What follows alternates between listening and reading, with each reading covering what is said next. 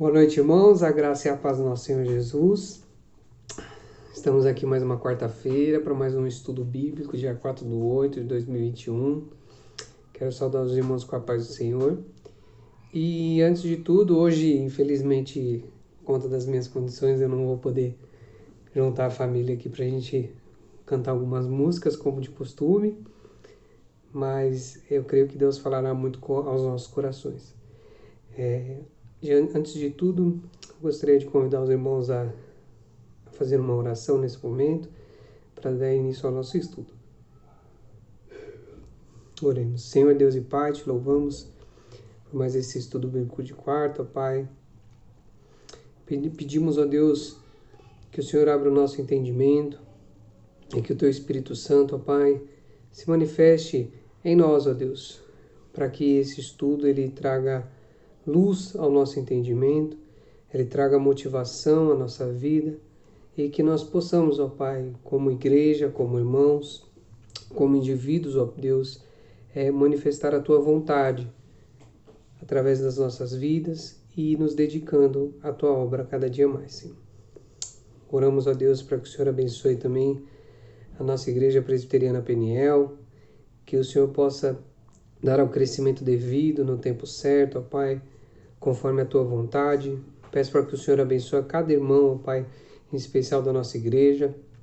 Que o Senhor possa dar a graça, a misericórdia, que o Senhor possa vir, ó Deus, suprir todas as necessidades de cada irmão, vindo com a Tua cura acerca da saúde, aqueles que necessitam, e com consolo também aqueles que necessitam nesse período que passamos, ó Pai. Oramos também pelo nosso país, que o Senhor venha, ó Pai, restaurar esse governo, ó Pai, no nosso país, sobre maneira que possamos, ó Deus, adquirir com o passar desse tempo, ó Pai, uma governança mais firme e eficaz, ó Pai, a cada ano, para que possa melhorar a nossa nação, Senhor. Pedimos também, ó Deus, pelos nossos pastores, pelas pessoas responsáveis, ó Deus, a mesa administrativa da nossa igreja, nossos diáconos, ó Pai, que o Senhor possa estender a Tua mão, ó Pai, derramando Suas graças, Suas bênçãos sem medidas, ó Pai, sobre a vida de cada um, Deus. Em nome de Jesus. Amém. Irmãos, mais uma vez, depois de um longo período, trazendo um estudo para os irmãos, dia de quarta, e eu decidi fazer um estudo voltado para o nosso propósito. Esse é um devocional, creio que seja rápido, pretendo que seja rápido, não tomar muito tempo dos irmãos, mas é um devocional que fala sobre o propósito. Qual que é o propósito da sua vida? Que propósito você tem na sua vida? E antes de tudo, eu gostaria de convidar os irmãos, aí, cada um na sua casa, a abrir a sua Bíblia em Colossenses 1,16. Livro de Colossenses, capítulo 1, versículo 16. Vamos começar com essa pequena leitura. Antes de começar, de fato, o nosso estudo. Só um instantinho. Colossenses 1, versículo 16. Os irmãos acompanham comigo. Diz assim a palavra do Senhor: pois nele foram criadas todas as coisas nos céus e sobre a terra, as visíveis e as invisíveis, sejam tronos, sejam soberanias, quer principados, quer potestades. Tudo foi criado por meio dele e para ele. E queria começar esse texto também lendo uma frase de um homem que era um escritor, não tenho certeza se filósofo, mas ele escreveu em alguma ocasião, um ateu, Bertrand Russell. Ele falou sobre propósito, né? E nessa escrita sobre propósito ele escreveu assim: a menos que se admita a existência de Deus, a questão sobre propósito de vida não tem sentido. E falando de propósito, você já se perguntou qual é o propósito da sua vida na Terra? A gente dá um tempo para refletir. Reflete agora, pensa assim, qual é o propósito? O seu propósito na Terra? Né? Muitas pessoas vão falar assim, o meu propósito é ser um gestor de uma grande empresa, é ser um homem ou uma mulher de negócios. E só que não, né? Na verdade, o nosso propósito ele está muito bem alinhado com o propósito de Deus. Como a gente leu agora em Colossenses 1,16, todas as coisas foram criadas por Ele. Foram criadas por Ele, começaram nele e nele encontram o seu propósito. Né? Como diz bem o finalzinho, tudo foi criado por meio dele e para Ele. O nosso propósito é para Deus. Né? E você nasceu por um propósito dele e para cumprir o propósito dele. E esse pequeno devocional é mais um chamado à reflexão de você tentar entender o seu propósito. Muitas pessoas elas procuram psicólogos, procuram terapeutas para conversar e fazem aí inúmeras terapias para tentar descobrir o seu propósito, porque muitas vezes elas em si elas tomam de pensamento chega numa certa idade, eu não sei por que eu nasci, eu não sei qual que é a finalidade que eu existo, eu não sei qual que é a minha vocação, e eles procuram, muitas vezes na terapia, tentar achar o seu propósito de vida, só que dentro dessas ocasiões, elas encontram propósitos totalmente seculares, totalmente para a vida secular. Quando nós primeiramente devemos procurar o nosso propósito em Deus.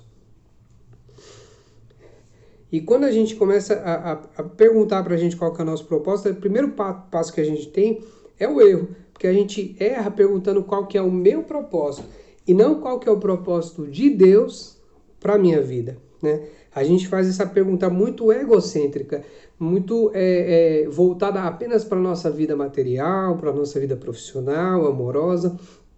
E a gente, quando para pensar sobre o propósito, a gente olha para essa questão pensando muito pelo lado egocêntrico. Quando a gente está ali perto do término do ensino médio, ou até mesmo depois que já terminou, a primeira coisa que a gente pergunta para nós mesmos é qual faculdade eu vou fazer?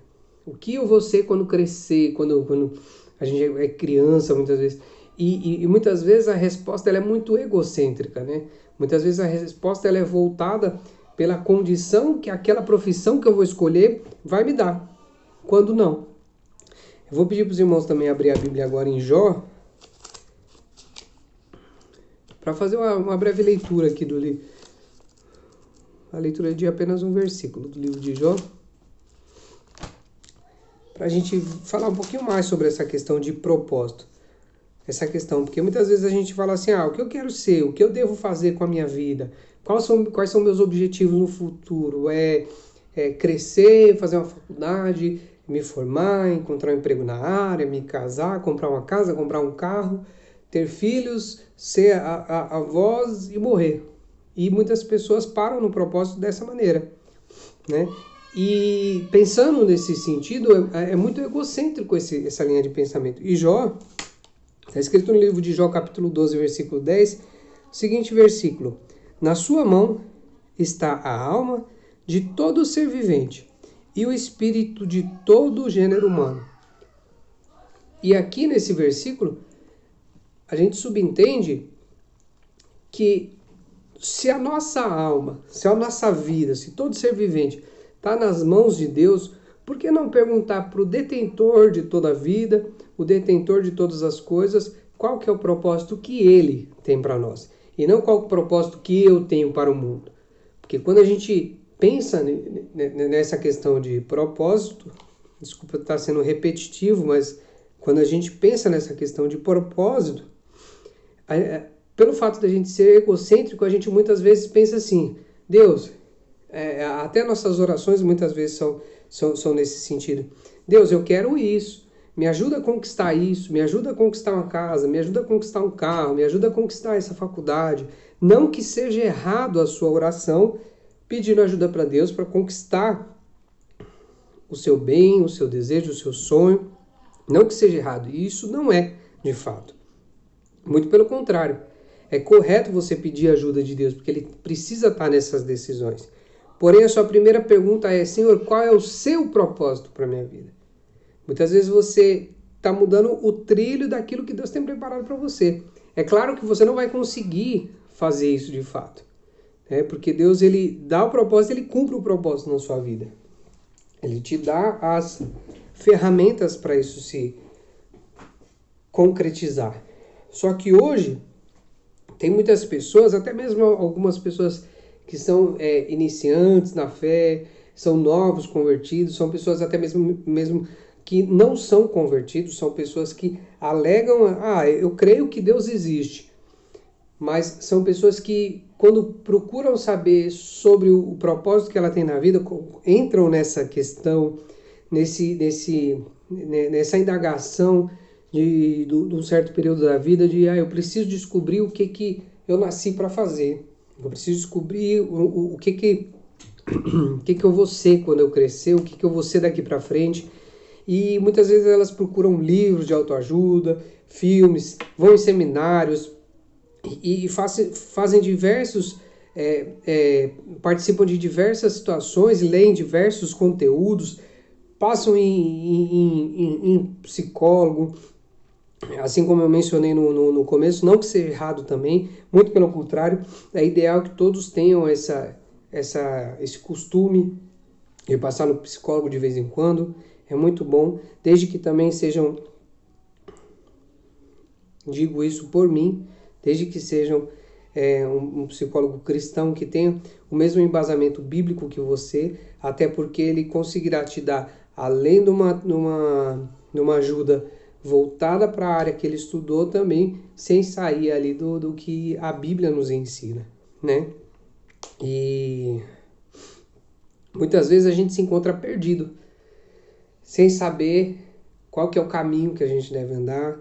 Muitas vezes a mídia, ela tem, através de pequenas sementinhas de discórdia, pequenas sementinhas, às vezes até escancaradas, situações que tentam deturpar ali o que a Bíblia nos ensina como correto, e eles tentam destruir. Uma delas aí que está sendo bem atacada é a família tradicional. Não quero entrar nesse mérito, e também não é o propósito do estudo entrar nesse mérito, né? Mas muitas vezes somos atacados dessa maneira, e as pessoas, às vezes, elas se encontram no sentido: será que eu sou desse jeito? Será que o que a mídia está falando, o que as pessoas estão falando é verdade? Será que eu nasci assim? Será que Deus me fez assim? E muito pelo contrário, às vezes as pessoas, elas estão seguindo apenas o desejo do coração delas. E quando a gente segue o desejo do nosso coração, quando a gente segue essa linha, a gente está sendo egocêntrico, que foi comentado lá no início, né? Por exemplo, se você é uma pessoa leiga em determinados assuntos, por exemplo, computação, você é leigo no quesito de computação, eu te entrego várias peças ali de computador e falo assim: monta para mim. Quem nunca viu um computador aberto, quem nunca viu um notebook aberto, não vai saber nem por onde começar.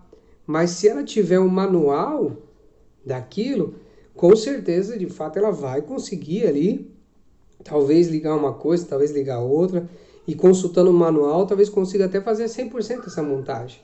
E quando a gente fala sobre propósito de vida, por que não perguntar para aquele que foi o criador da vida, aquele que deu a vida para você, aquele que é detentor da vida, que sua vida está nas mãos dele, né? E muitas vezes a gente fala assim: mas como que eu vou perguntar para esse Deus? Como que eu vou saber como que eu devo agir? Né? Da mesma forma que o exemplo que eu dei, se a pessoa tem um manual para poder montar um computador, ela consegue. A pessoa que quer seguir a Deus, ele também tem um manual, que é a palavra de Deus, é a Bíblia, né? E esse manual, ele vem com todas as instruções necessárias, seja ele de saúde, de cidadania, de conduta, de limpeza, de higiene. Se a gente olha, tem bem detalhado ali, com atenção, e até mesmo pega para fazer estudos, você vai ver que ele fala de todas as áreas. A Bíblia relata sobre todas as áreas da vida. Né? Ali a gente tem conselhos dos pais criando como criar os filhos, o marido como tratar a mulher como tratar o marido, como que deve ser o convívio em sociedade, como que deve ser feita a higiene, como que deve ser conduzida ali a família em determinadas situações. Tem situações na Bíblia que eu estava lendo no começo da pandemia, o livro de Levíticos, e eu peguei e virei para minha esposa e falei assim, aqui, irmão, na Bíblia já estava escrito para lavar as mãos constantemente, para a gente evitar doenças, né? E hoje a gente vivendo um período de pandemia em que isso foi muito corriqueiramente falado em com todas as letras para a gente cuidar, para a gente ter esse tipo de higiene. E algo que a Bíblia já ensinava ali há muitos anos atrás, e muitas pessoas não dão importância. Mas voltando a falar do foco de propósito, quando a gente usa o nosso manual, conhece a quem é o detentor da vida, a quem deu a vida pra gente, e a gente começa a querer viver não o nosso propósito, o nosso propósito egocêntrico, e a gente começa a se perguntar, não, qual é o propósito de Deus para mim? Não qual é o meu propósito, qual que é o propósito do meu coração. Muitas vezes a gente tenta tomar alguma decisão sem buscar em Deus, sem refletir na palavra de Deus, sem buscar essa resposta de Deus, sem usar o manual das instruções, e a gente faz decisões erradas, né? Eu muitas vezes tomei algumas decisões que a própria Bíblia fala acerca de finanças, de trabalho, para a gente ser cauteloso e tudo mais. E se eu tivesse ouvido, tivesse colocado ao pé da letra, talvez eu não teria me prejudicado em determinada ocasião, financeiramente, que a Bíblia mesmo relatava que deveria ser feito, como que deveria ser feito. Voltando para o nosso foco, de querer dizer que você não é o foco do seu propósito de vida, mas sim Deus é o foco do seu propósito de vida, né? Somente em Deus nós descobriremos a nossa origem, a nossa identidade, nosso significado, nosso real propósito de vida, a nossa importância, o nosso destino, né? Todos os outros caminhos levam apenas a um beco sem saída, porque somente nele que a gente vai descobrir tudo isso. E interessante é quando você descobre a sua origem, quem te criou, você também vai querer saber qual que é o trilho que ele colocou para você perseguir. Na Bíblia te fala de onde que você veio, qual é a sua identidade, qual é o seu significado, qual é o seu propósito de vida, a importância que você tem para Deus, você consegue ver aqui na Bíblia. E também você tem ali muito claramente o destino que você terá. Vamos fazer mais uma leitura de mais um versículo, que fica em Romanos 8. Romanos 8, capítulo 8, versículo 6. Diz assim: porque o pendor da carne dá para a morte, mas o do Espírito para a vida e paz. Esse versículo relata justamente o que eu estava falando anteriormente, de quando a gente dá ouvido apenas o nosso coração, apenas o nosso desejo, que muitas vezes ele é egocêntrico, ele é um desejo errôneo, e a gente quer alimentar esse desejo, ou seja, como o próprio versículo diz aqui, porque o pendor, quando você tem a tendência de ir para o lado carnal, quando você decide seguir o desejo do seu coração, né? É mais ou menos isso que está querendo, não somente, mas mais ou menos isso também. Porque o pendor da carne dá para a morte, mas o do Espírito para a vida e paz.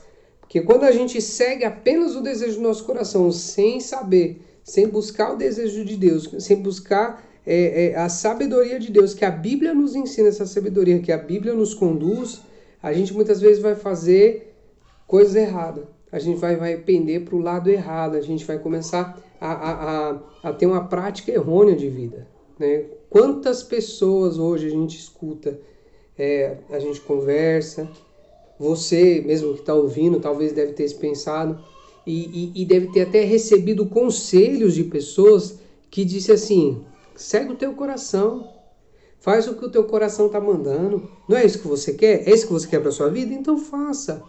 Quantas vezes a gente escolhe faz essa escolha? Não que seja errado você pegar e desejar algo, desejar talvez uma profissão e ir atrás daquela profissão. Não estou falando disso, mas muitas vezes você lê o manual do Criador, você lê a Bíblia é clara quanto ao pecado, quanto à consequência do pecado, e mesmo estando escrito na Bíblia, você fala que você crê em Deus, você fala que você serve a Deus, você está vendo que a Bíblia está falando que aquilo é errado, que aquilo é pecado, e vem uma pessoa qualquer e chega em você e fala assim: segue o desejo do teu coração, sendo que você sabe que nesse momento o desejo do teu coração é errado. Porque enganoso, a palavra de Deus fala, enganoso é o coração do homem. Quantos aqui nesse momento que escuta esse estudo, que tá assistindo nesse momento e está aqui pensando, realmente, já teve ocasiões que eu pensei em fazer algo errado. De repente é uma pessoa casada e tem uma outra pessoa afim no serviço e você tem ali aquela relação amistosa e no coração você fala assim: não, eu acho que dá para ter alguma coisa, acho que dá para investir ali, acho que dá para acabar caindo na tentação. Quando não? Quando o desejo do teu coração hoje, da tua carne, como diz o Romano, porque o pendor da carne dá para a morte. Muitas vezes o desejo do teu coração, ele está sendo um desejo pecaminoso. E quando você dá ouvido a ele, a consequência é a morte, é o pecado. Agora, quando você pede o discernimento, quando você ora a Deus, quando você pede a direção de Deus, e ainda mais situações que você tem certeza que a Bíblia fala muito, muito clara que é errado, não preciso entrar em detalhes absolutos aqui de situações, até porque a gente não tem tempo para isso, mas quem tiver interesse, leia o manual do Criador. E eu aconselho que você faça isso.